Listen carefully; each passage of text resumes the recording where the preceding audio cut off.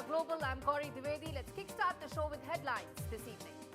First up, External Affairs Minister Dr. Jaishankar delivers veiled message to Pakistan at the Islamabad SCO meeting, underlines cooperation in areas like trade is unlikely to flourish if cross-border activities are characterized by terrorism.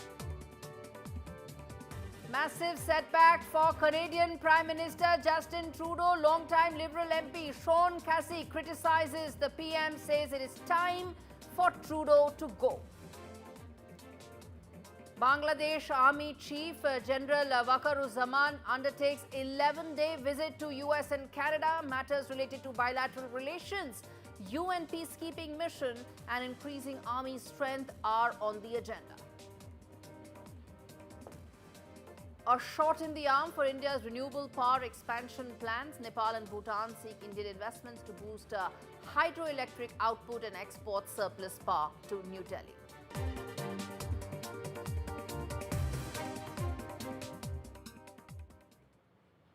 All right, on to the first big debate on India Global. Ottawa's Five Eyes Intelligence Alliance partners have backed the Canadian investigation into these alleged links between New Delhi and the killing of the Khalistani terrorist Hardeep Singh Nijjar. Meanwhile, Trudeau's leadership is now under scrutiny as Liberal MPs are collectively discussing the way forward while attempting to oust the extremely unpopular Prime Minister. Long-time Liberal MP Sean Casey has gone public with his criticism of Trudeau on all media platforms. He has said that he's made it clear that the message that I've been getting loud and clear and more strongly as time goes by is that it is time for Trudeau to go. That's the clear message coming in from several lawmakers within Canadian Prime Minister Justin Trudeau's government. And in fact, let's quickly now get in the big questions that we are taking on the show, and then we come back and talk more in terms of getting in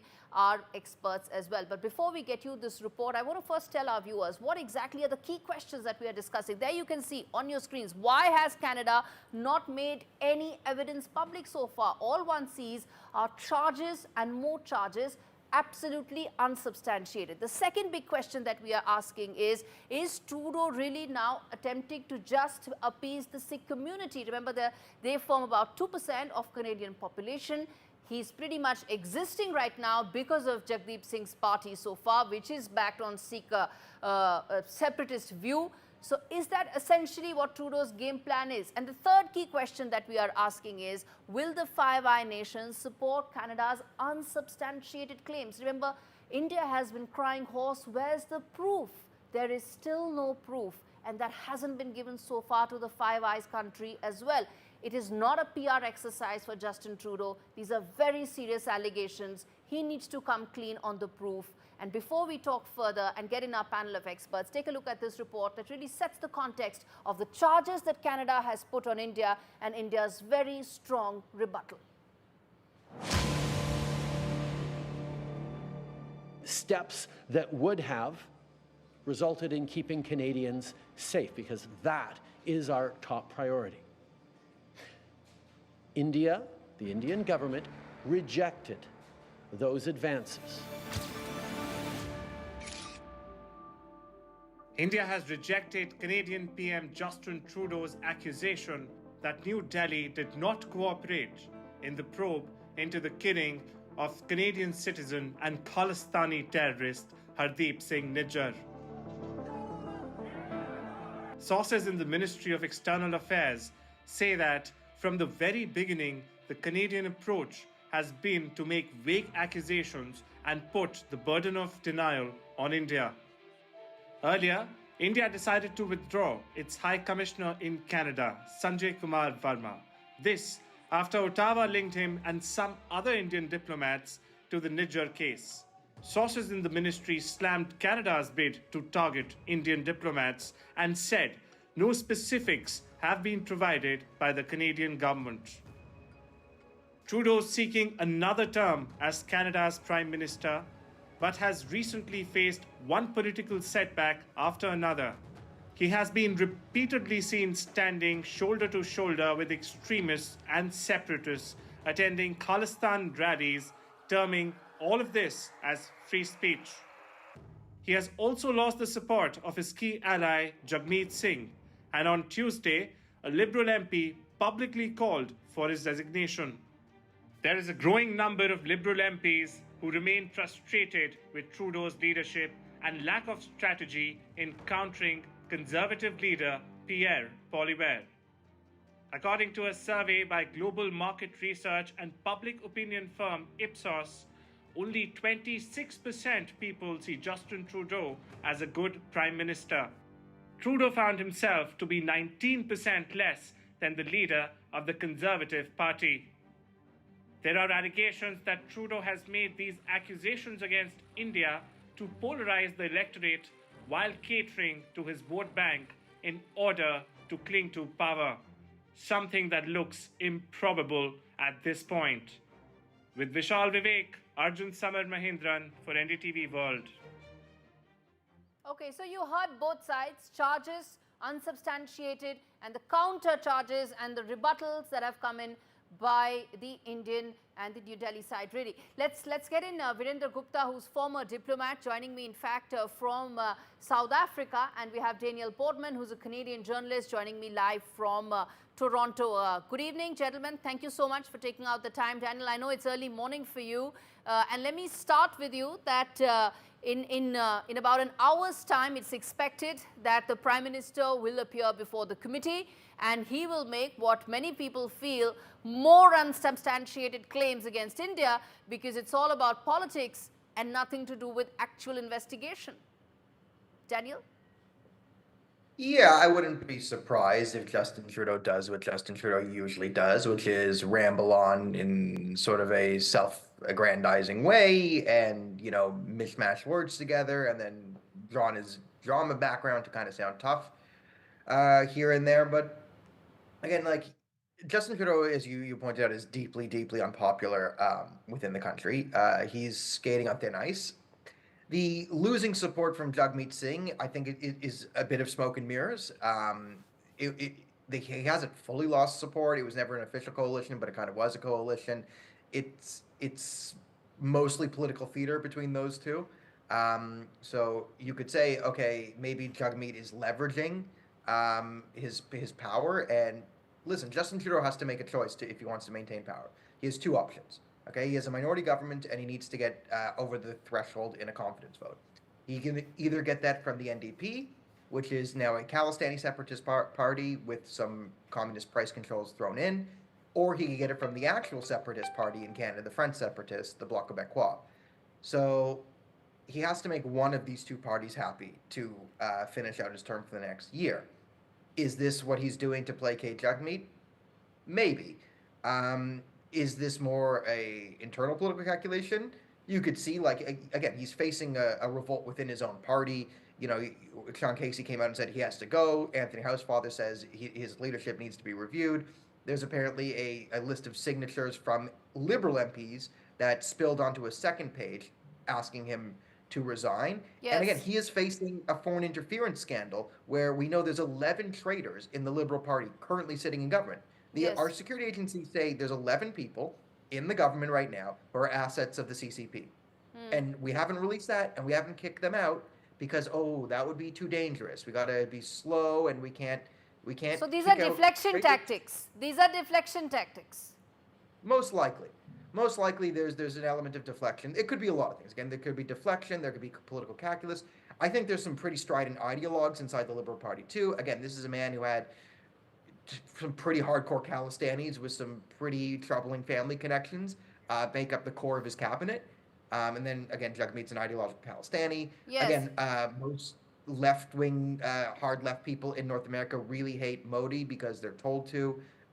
Modi's sort of the specter of big, evil, you know... I'll tell you what, Daniel, I'm going to come and ask you this. But let me just quickly get in Mr. Gupta as well, which is that, you know, you can hate one individual as much, but you can't derail a very significant bilateral relationship at the level of the sovereign only based on either petty calculations, politically driven, or because of some personal animosity or some personal, whatever, perceptions of it. I'm going to come back and ask, but Mr. Gupta, your opening thoughts on the fact that more preposterous claims are likely to come out. because of the fact that Justin Trudeau is going to appear before the committee soon? Well, right from the beginning, last September, when Trudeau made that unsubstantiated assertion in the parliament, he got some shared intelligence from the other countries, fine, which is very routine for the Five Eyes countries to share intelligence amongst them. And even if that contention is right, then he should have shared that intelligence, the details of it, with the Indian authorities. I'm presuming that India and Canada enjoyed extremely good bilateral relations before that. So it is very common for friendly countries to tide over these difficulties and not take a knee-jerk reaction, a step to go ahead and make announcements in the parliament. And he's done something very similar to that, based on some preliminary reports, assertions by the police authorities. He's gone on to make his own press conference and talk about the involvement of, which is very preposterous, and I think India's reaction is very, very legitimate and very right. Daniel, in fact, some people would have thought India would take a much stronger reaction New Delhi has taken because it has taken exception to the kind of commentary that has come in from Canada. Daniel, then let me ask you this, that these preposterous claims that New Delhi has rejected, it has all along said, where is the proof? And even now, with an hour to go before Mr. Trudeau appears in front of the committee and probably undertakes another exercise in deflecting the real issues, the fact is no proof has been given so far. So what happens to the investigation? What happens to the investigation is, well, I mean, they have an ongoing investigation which lasts for years. They probably assume they're going to lose in a year anyway. The investigations can be ongoing. And then when Pierre Poilievre's the president, the investigations can either be shelved or completely fall apart. And then, right, if it's shown that the accusations were spurious and ridiculous, well, then that's Pierre Poilievre and the Conservative Party's problem. I'm out of here. Or if they're just ridiculous. I mean, Canada investigations are slow, and Trudeau has means of controlling the RCMP. You can delay this investigation until after the election. So you always have the excuse of, oh, we can't release information because an investigation is ongoing. I mean, this looks like this is political theater. There is if you're in Canada, there's a heavy smell of sort of a political operation being run, because again, the media has sort of been all given a talking point. And remember, Justin Trudeau paid $600 million, and then another, it's been over $1 billion Trudeau has invested to buy up legacy media. So we have the CBC, which is our state broadcaster, but then we also have CTV, Global News, and all these other TV networks that are now subsidized by the Liberal Party. So it's all CBC. And, you see now that there's sort of a direction being come down, and the coverage of this issue has sort of been, okay, you say this, and all these sort of networks are sort of following this pattern, which indicates that there is a political operation sort of being run in the country.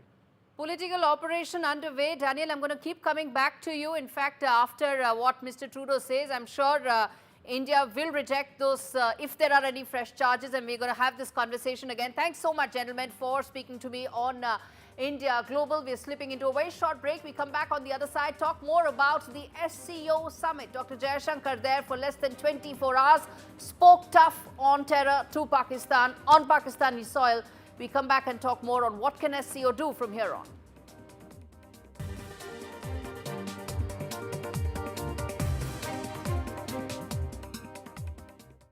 Welcome back. You're watching India Global with me, Gaurie Dwivedi. On to the other big story that we're discussing. External Affairs Minister Dr. Jaishankar in Islamabad for the SCO meeting.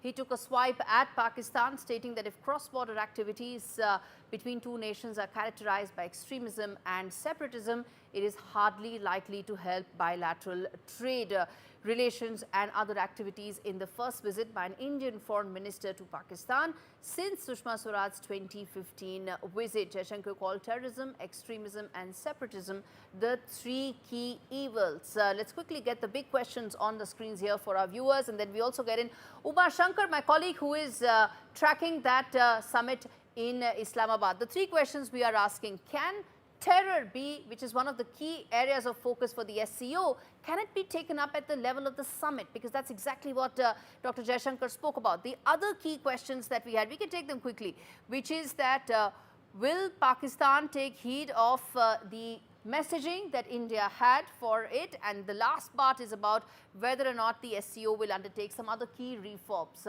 in terms of UNSC being one, but primarily terrorism. That's security being its fundamental core architecture. Listen in to what Uma Shankar had to say in his ground report. We come back and talk more with our experts.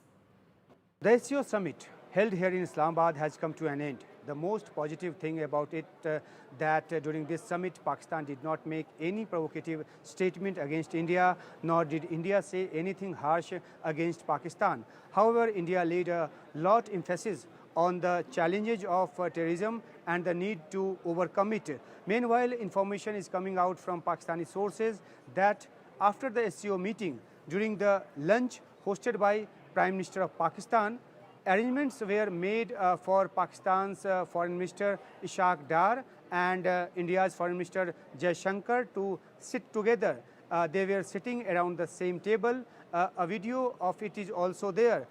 It can be a formal gesture of parity or protocol, as well as a diplomatic effort to make them sit together.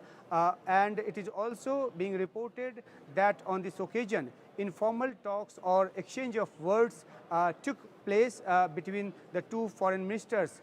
No detailed information has been given about what was discussed, but it is believed that this was a positive initiative from both the sides. EM has also tweeted while going back to India, and he thanked in that tweet, he thanked Prime Minister Shahbaz Sharif for warm hospitality. It is worth noting that bilateral talks between the two countries have been closed for a long time. India's condition has been very consistent and clear that India will talk only when Pakistan takes concrete and verifiable strict action against terrorism. Even before coming to Pakistan, Foreign Minister S Jaishankar had made it clear that he was only going to participate to Pakistan to participate in SCO meeting. Okay, that was Uma Shankar Singh giving us a lowdown of what really happened. Let's get in Dr. Priyanka Singh of the IDSA, and we also have a voice from Pakistan, hopefully a moderate voice also. Okay, Dr. Priyanka, let me start with you. In terms of what happened at the SCO, nothing unexpected happened. It was pretty much on expected lines. But how do you see the messaging that was given by India to Pakistan? Hi, Gaurie. And I think I'll start by saying that we really have to be very careful while kind of interpreting the connotations of this visit. Yeah, of course. And I would see it more like a ritualistic visit. Foreign ministers in Islamabad to attend the SCO, the heads of government, the council meeting. And this, of course, is happening after 9 years, as you said, and the last time it was Sushma Swaraj who was there in Pakistan to attend the Heart of Asia conference. But the foreign minister has categorically said again and again that no bilateral issue will be discussed. And I think that is that. Nonetheless, I think there are some important takeaways as far as India is concerned from this particular visit of Dr. Jaishankar. The fact that the foreign minister was able to raise the point about territorial integrity and this especially on Pakistani soil, I think that is very important. And this is especially more important, very important, because Pakistani Prime Minister Shahbaz Sharif, he had raised the issue of the expansion of the BRI. So the fact that the foreign minister was able to kind of peg this issue of territorial self-sovereignty in his remarks is quite important. And secondly, the fact that the foreign minister also pointed out to the three evils, which is separatism and extremism and and Absolutely. and extremism. I think as the three evils. I think that is also very important because I think some of the major grudges that India has had with Pakistan over the years Is related to the Prime that. Minister during Yes. the visit is related to that. Absolutely. And, Let's quickly get in Mayad Ali. Let's quickly get in Mayad Ali, the Pakistani political analyst, also on the show. Mr. Ali, respond to the fact that India's message was very loud, very clear, and very consistent. They said, and India has been maintaining all along, talks, trade, terror cannot happen together. And the message was exactly that from New Delhi. This time in Pakistan, to Pakistan. Excuse me. It hasn't changed. I think India has been giving this message, whether in Pakistan or abroad, for a long time now. And we have a similar stance that we are facing terrorism being supported by India in Balochistan and Khyber Pakhtunkhwa. No, Mr. Ali, you know, when we elsewhere, make these unsubstantiated claims, we lose an opportunity to have any meaningful discussion. So what you are saying are unsubstantiated claims, sir. As I said, I have an option to raise my voice, but I refuse to do that because I want you to make a civilized discussion, and that's what Priyanka is also here for. That's what I am here also. I'm saying that the message from India was very clear that any normalcy can be achieved only when the fundamental issue related to separatism and terror is addressed. How different is this message from the previous one? That's what I'm responding to. We in Pakistan, the Pakistan government and the establishment, which is more important, has the same view about India. And these days, India is under focus for several things. I don't want to discuss that because that's not on our agenda of this conversation. But no, Pakistan has been harping about 2019 abrogation of 370, sir. And persistence of that on a domestic issue is just going to mean that Pakistan and India ties will completely be frozen because of a persistence by Islamabad on an issue which is completely unrelated to foreign policy. It's a matter of domestic policy for India, and it's a matter of its own internal territory. That's how India sees it, you know. Pakistan doesn't see it like that, you know. Pakistan thinks that Kashmir was and will ever be a disputed territory which needs to be solved under the United Nations resolutions. You have now a different perspective about Kashmir. We are standing there where we were for the past so many years. So that's an issue, and that issue, I'll put it like that, you know, that issue will remain there, and we cannot resolve our issues. Okay, we cannot resolve our issues. We cannot resolve our issues. Nothing can be done. So we're going to keep having these very clear messages that India will send to Pakistan. Priyanka, respond to that. You heard what Mr. Ali was saying from Lahore. I think, you know, somewhere if really India and Pakistan, they have to achieve some kind of a breakthrough, I think we really have to get out of this mode of, you know, telling each other what is wrong with the other one. So I think if India is raising the issue of terrorism, it's not necessary that, you know, like some uncalled for, unwarranted claims from Pakistani side are being made. I think this will lead us nowhere. I think we both sides, I think we have to understand that. And the fact that Pakistan's complicity with terrorism is something which does not need more substantiation. It has been really kind of acknowledged by all quarters of the international community, and more than anything like it was before. Right. So I think, you know, like what this kind of what you say, a water victory, I think it's kind of not working here. Absolutely. And really such claims do not have any sort of substantiation. These are unsubstantiated claims.